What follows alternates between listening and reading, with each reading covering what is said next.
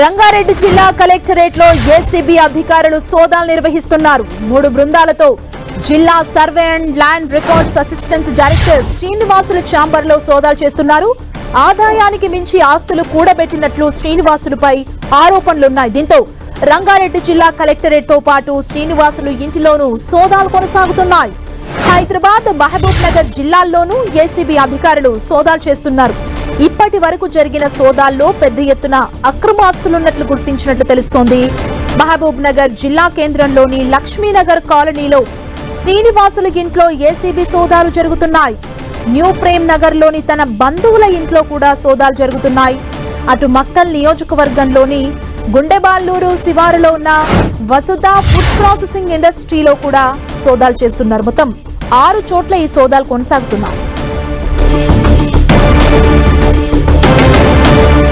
ఈ సోదాలకు సంబంధించి మరింత సమాచారం మా ప్రతినిధి కిరణ్ మనకు అందిస్తారు. కిరణ్, రంగారెడ్డి జిల్లా ల్యాండ్ రికార్డ్స్ ఏడి శ్రీనివాస్ ఇంటితో పాటు అతడి స్వస్థలాలతో పాటు సుమారుగా 6 చోట్ల కూడా ఏసీబీ అధికారులు ఏకకాలంలో సోదాలు చేస్తున్నారు. ముఖ్యంగా ఆదాయానికి మించిన ఆస్తుల ఆరోపణల నేపథ్యంలో కూడా ఉదయం 7 గంటల ప్రాంతం నుంచి ఏసీబీ అధికారులు సోదాలు చేస్తున్నారు. ఇక హైదరాబాద్, రంగారెడ్డి, మహబూబ్ నగర్ జిల్లాలకు సంబంధించి కూడా అతడి నివాసాలతో పాటు బంధువులు, అదేవిధంగా స్నేహితుల ఇళ్లలో కూడా సోదాలు కొనసాగుతున్నాయి. ముఖ్యంగా మనకు అందుతున్న సమాచారం ప్రకారం అయితే ప్రస్తుతానికి హైదరాబాద్ తో పాటు కొన్ని ప్రాంతాల్లో కొన్ని కీలక డాక్యుమెంట్స్ కూడా స్వాధీనం చేసుకుంటుంది.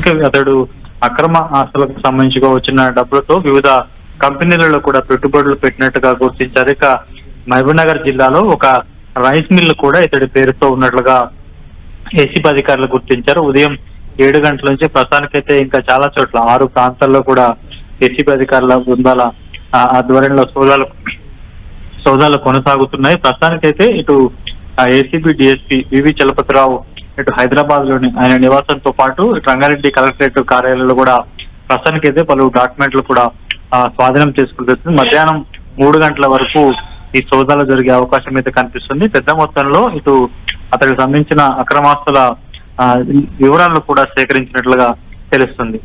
అంటే కిరణ్, ఇప్పుడు ప్రస్తుతం ఎన్ని చోట్ల కొనసాగుతున్నాయి సోదాలు, ఏ ప్రాంతాల్లో?